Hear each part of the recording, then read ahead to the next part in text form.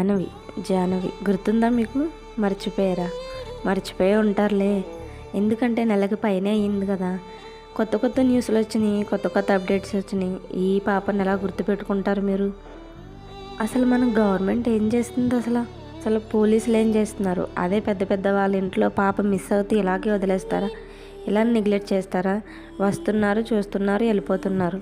ఈ బాధ అంతా ఎవరు పడుతున్నారు? ఆ తల్లిదండ్రులే. ఒకరేమో చనిపోయిందంటారు, ఒకరేమో కనిపించిందంటారు. మొన్నటి వరకు న్యూస్లో ఏమో బోరు బావులు ఉన్నాయి, అక్కడ బోరు బావులో పడిపోయిందేమో చూడాలని అంటారు. ఈరోజు ఆ పాప అయింది, రేపొద్దున వేరే పాప అవ్వచ్చు. ఈ న్యూస్ అయ్యాక చాలా న్యూస్లు వచ్చినాయి, రేపు కేసులు వచ్చినాయి. అలాగని ఇది మర్చిపోకూడదు కదా. దీన్ని కూడా ముమ్మరం చేసి ఆ తల్లి ఎక్కడున్నా, ఆ చిన్నారి తల్లి ప్రాణాలతో తిరిగి రావాలని మనం అందరం కోరుకుందాం.